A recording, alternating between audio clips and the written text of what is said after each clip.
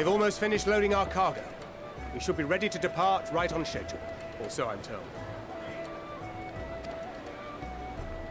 Excellent. 'Tis nice to have a smooth beginning to one's journey, at the very least. It's funny.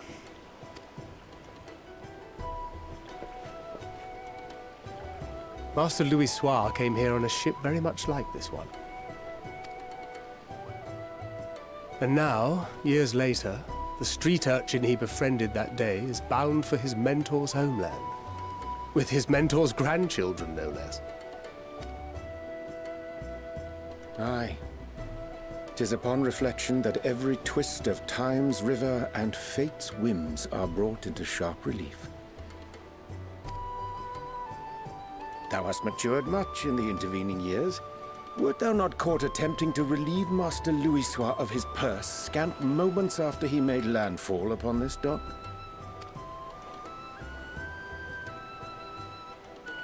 Oh, really? Now that's a tale I'd like to hear.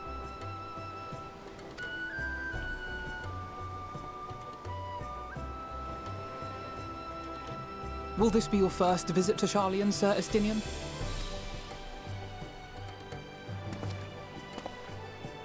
Sir Estinian.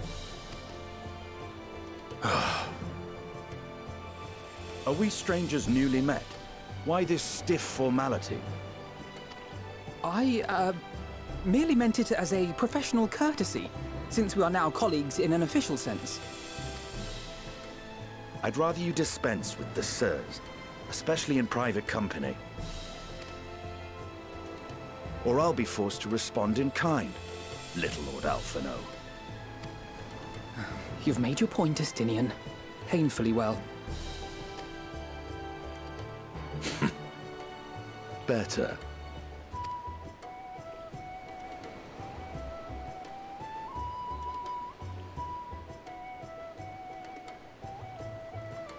Are you all right, Tataru?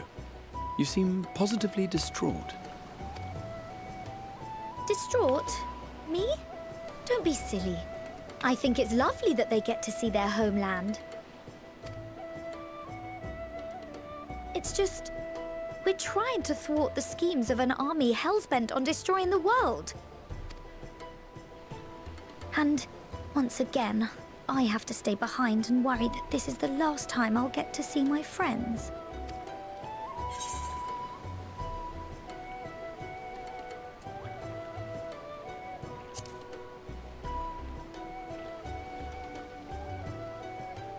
Well, that's hardly comforting. Ah, good. You're still here. Hori! Coulternay! What brings you all this way? We're to assist the Maelstrom and the Kobolds with a lunar primal operation, so we thought we'd see you off before heading to the tower. Flamine and the others wish you all a safe journey, and promise that they'll look after things here until you return. We will too, of course. Aye. We, your fellow Scions of the Seventh Dawn, will do our part to ensure the end of the world won't happen on our watch.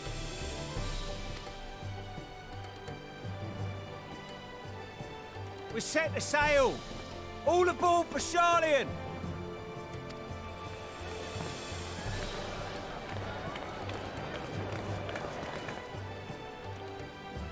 It's time. Then we must delay no longer. We will contact you the moment we learn aught of value. Wish us luck.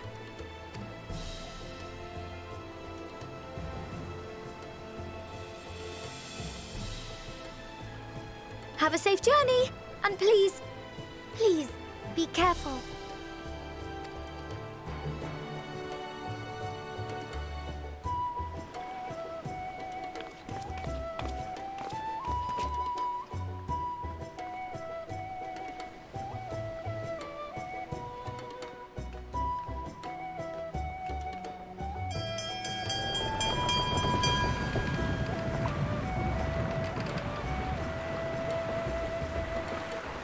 And so you venture forth unto the unknown.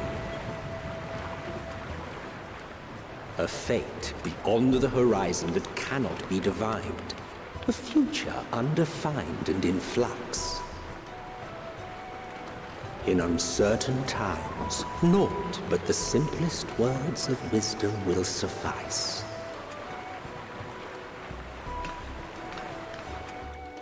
That which lives is destined to die.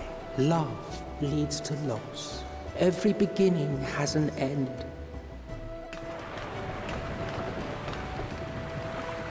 Treasure every moment, every step of your descent.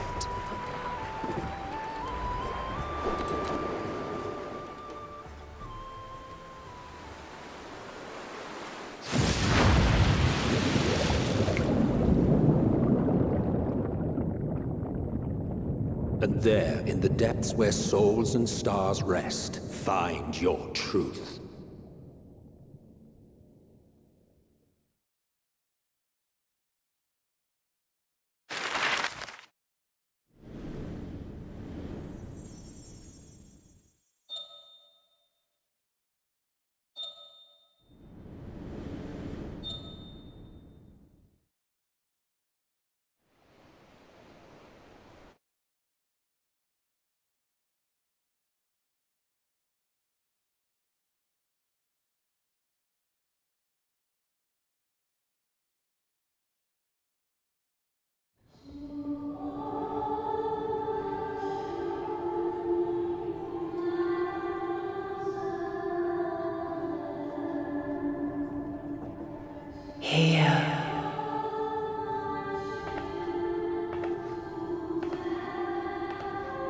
Feel.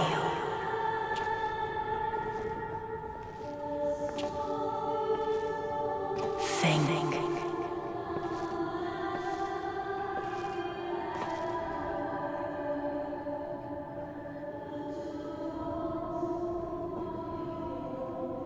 The day has barely dawned, my fellow earlier riser. Though we're hardly alone in that. Envious of those still sleeping soundly, no doubt.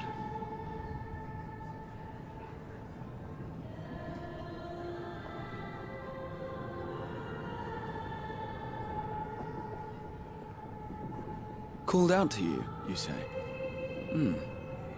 I've heard nothing myself.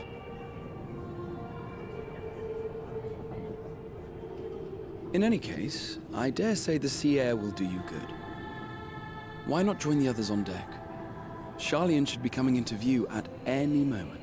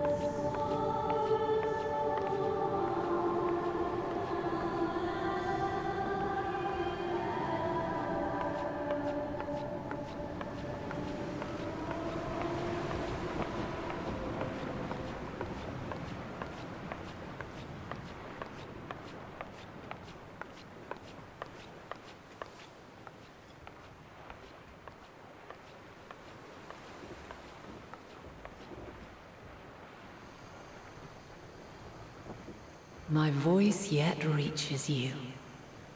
I am glad. Hear, feel, think. And thus do we meet face to face at last. My warrior of light, guided by the crystal.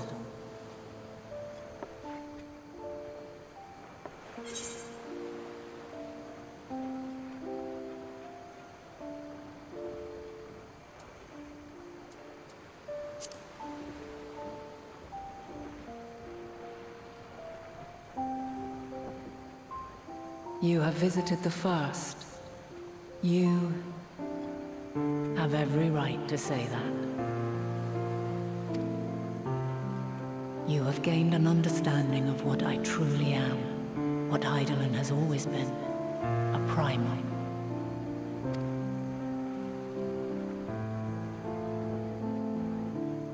Zodiac was created to forestall the apocalypse which threatened the ancient world. And I was brought forth to bind him. Yet 7 times now, those who would orchestrate a return to that bygone era have rejoined a shard to the god I had sundered. The greater his strength grows, the swifter does mine own diminish. The power to draw your mind into the rift betwixt is no longer mine to wield. Yet though it taxes me sorely, I dare not leave these words unsaid.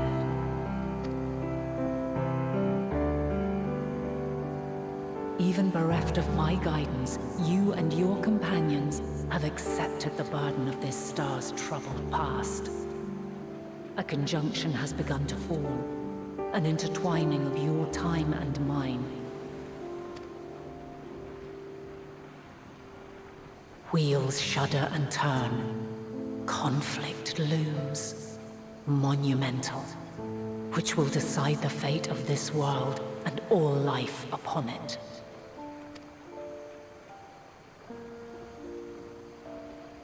When you truly understand what is at stake, and your journey has prepared you to surmount the insurmountable, then shall I honor the promise made in another time. Another age. Cast your peepers to the fore, folks! Sharlian's just over yonder. I will not keep you further. Your traveler's heart must yearn to behold this unfamiliar land. We shall meet again, and soon.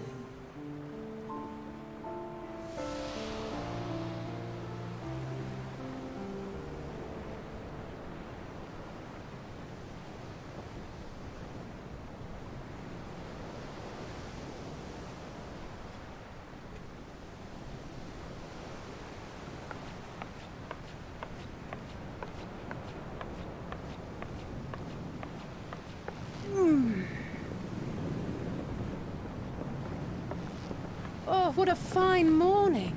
Oh, still a bit stiff though. And a good morning to you too. Taking a look at the island already? Then let's go. Let's go. Might still be room in the prow if we're lucky.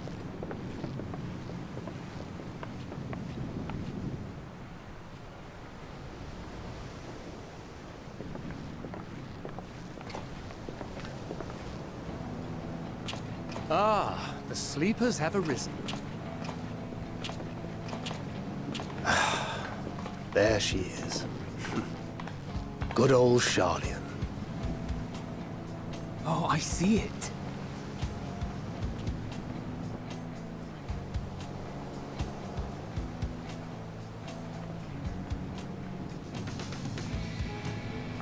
Home.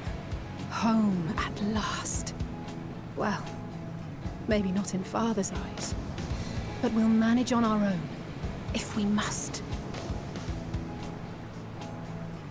You do know you're not alone in this, don't you? Indeed. 'Tis as Sir Estinian said.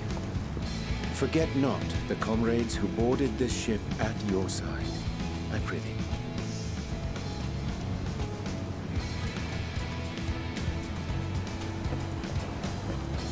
Thank you, my friends. We are ever grateful for your steadfast support. Upon arrival, we will be disembarking into the heart of Sharlian proper.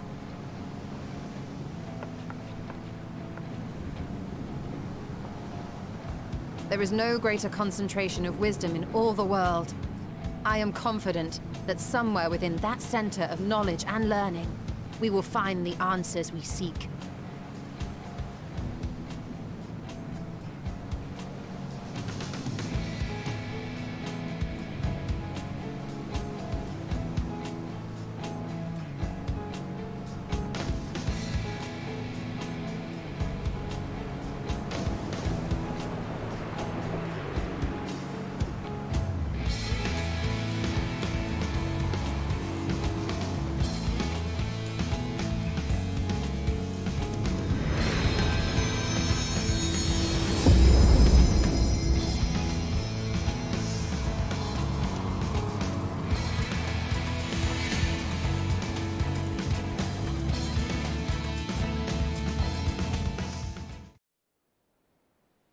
Sharlian, the solitary island nation of the northern seas.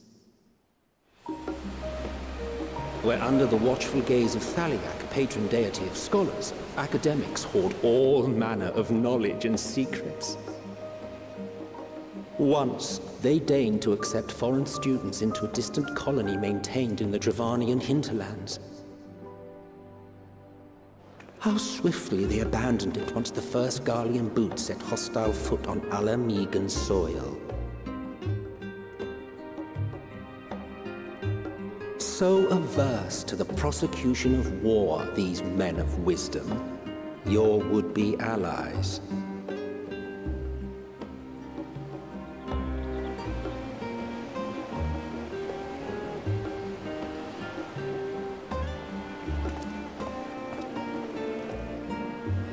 I thought they'd never let us off the ship. What's next, then? Entry applications? Hopefully they find no cause to deny us.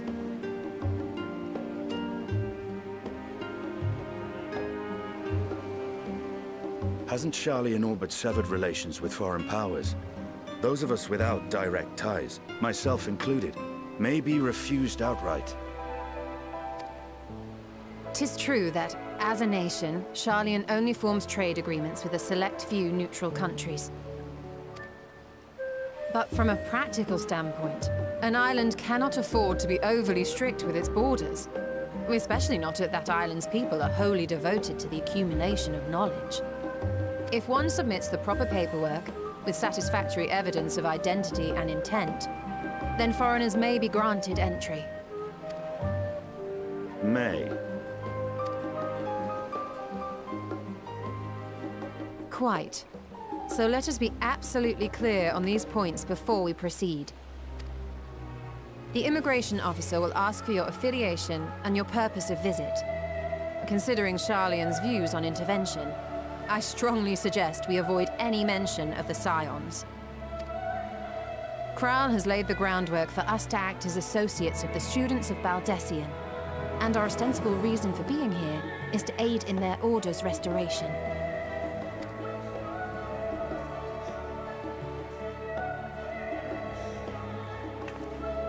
Grahatir, it might expedite our progress should an actual student be seen at the head of our little group.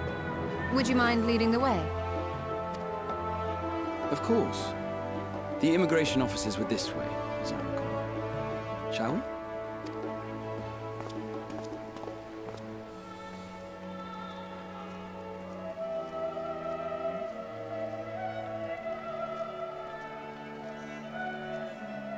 Greetings.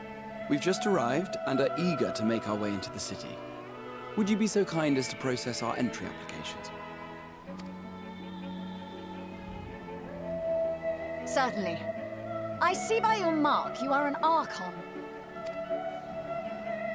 I am. Grahatir of the Students of Baldessian at your service. I was assigned to an Eorzean survey team, but have returned to assist with the reformation of my order. My associates here will provide additional support.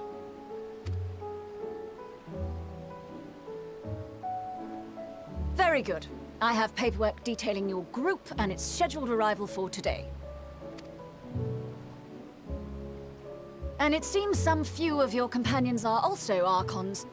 If you'll step forward, we can process those applications first.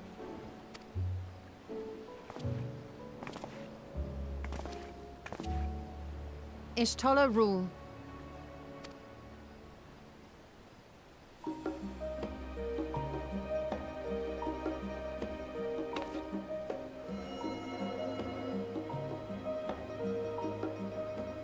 See how it glows? That list is etherically linked with the citizen registry kept in the main repository.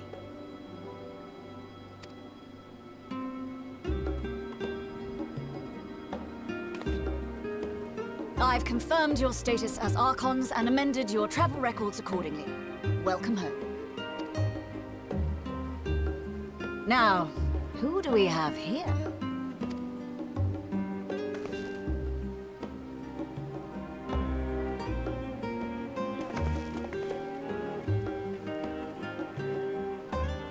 Alphino Leveilleur.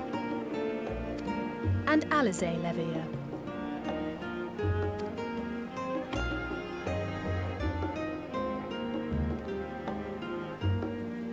Your applications have also been approved. Having said that, the streets are abuzz with talk of how House Leveilleur's lord disowned his young progeny.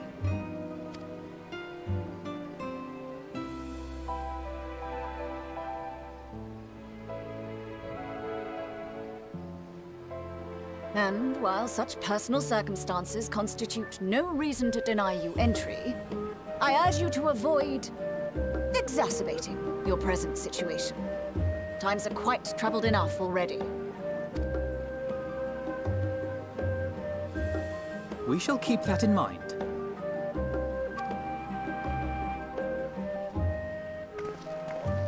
These last two are not Charlian natives, but you will find their credentials are in order.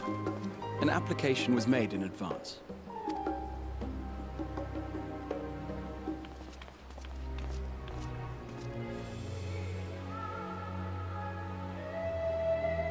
Name and occupation?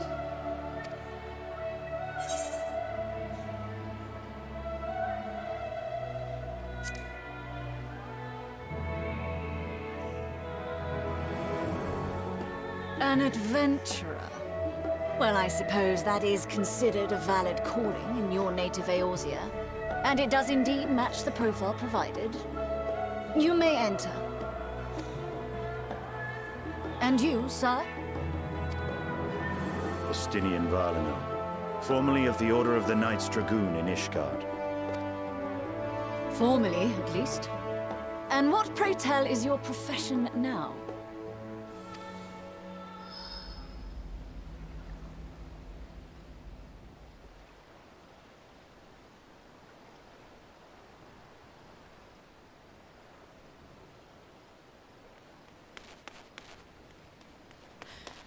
If you'll allow me...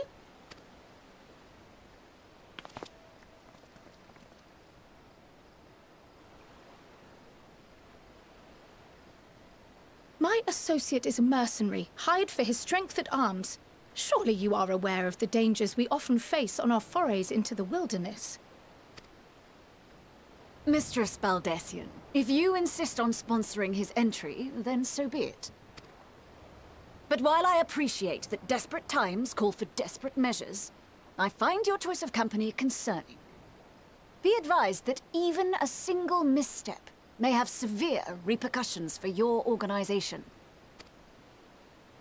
I have every confidence in my chosen company, dear and trusted comrades that they are. But I thank you for your concern.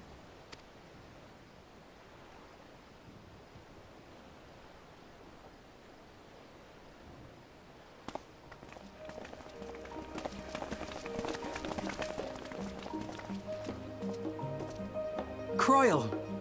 It is good to see you. Likewise. Long voyage notwithstanding, you will seem none the worse for wear. There is much to discuss, but this is hardly the place. Let's be on our way, shall we?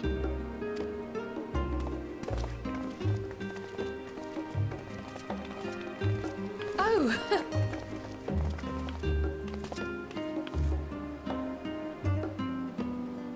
Welcome, friends, to Sharlayan. As your mercenary, I should hope my welcome includes a generous salary. Well, I had to say something, Sir Taciturn.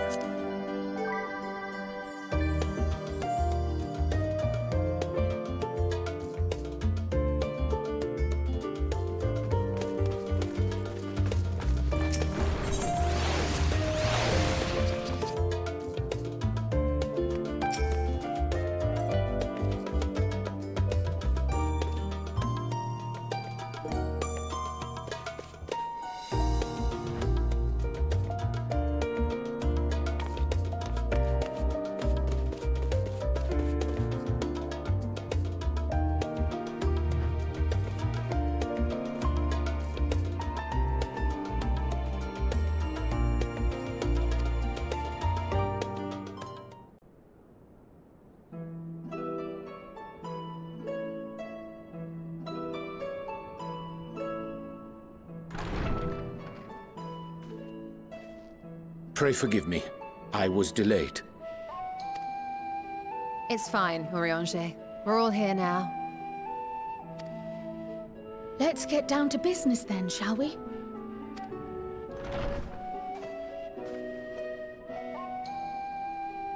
Come what may, we must prevent the Telophoroi's plans from coming to fruition. At present, I see two paths for gathering the information which may aid us in achieving that goal. The first involves an investigation into the change which has come over Sharlayan, not to mention the recent inscrutable behavior of the Forum. As most of you know, the 99 members of the Forum are elected from the general populace. This alone guarantees a plethora of opinion with regards to foreign policy. The bibliotheques, for example, are a group of conservatives which would have Sharlayan focus on recording history, while remaining entirely uninvolved in the making of it. And at the other extreme, we have advocates for proactive diplomacy and direct intervention. My grandfather Galef was one such member, as was Archon Louisois. Yet despite our diverse factions and philosophies, the recent vote to deny Eorzea's request for assistance was unanimous. Even more concerning was the fact that many cited other, more pressing duties as justification for their recalcitrance. Fortuno's refusal in Gridania had those same undertones. 'Twas as if, having stared unblinking into the face of impending doom, he had simply turned away to pursue something more important. But what could that possibly be? A mystery indeed, and one which I ask for your help to solve. Our future may depend on it. As for our second potential path, it concerns a request made directly to the students of Baldessian. Our organization was founded primarily to study strange and unexplained phenomena the world over. Mysterious relics and ruins, arcane disturbances, and so forth. Compared to our more isolationist Sharlayan colleagues, we have strong connections overseas, namely with scholars and academics who share our passion for the unknown.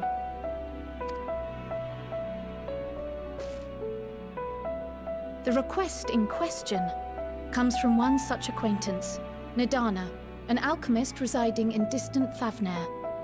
Her missive describes the sudden appearance of a tower, and the subsequent summoning of what I can only assume is a lunar primal.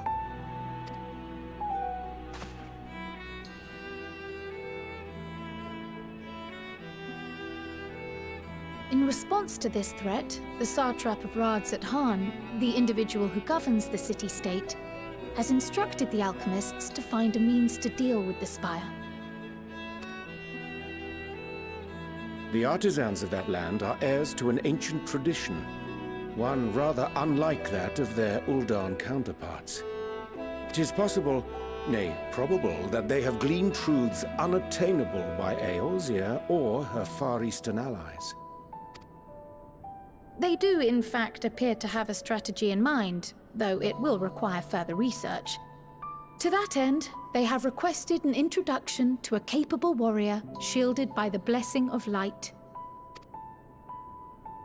Assuming we divide our forces to pursue both of Kral's lines of inquiry, then having you join the group heading to Thavnair would seem the obvious choice. But the investigation in Sharlayan is of vital importance as well. Equal, I think, to the Thavnairian one, given that the fate of the world may hinge on the results of both. Yes, it is quite the quandary. Though it is a great imposition and an altogether too common one, our efforts would be more likely to succeed were you to lead the charge on both fronts.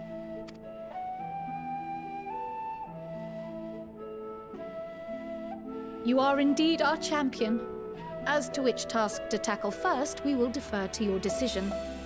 Let us next decide how everyone else might best be assigned. As for myself, I shall continue what I've begun in Sharlayan. I should also like to steal the services of an Archon or two. and thereby gain access to a greater range of reading material. I will help with that. Allow me to offer my assistance. I have some small amount of experience in the field of research.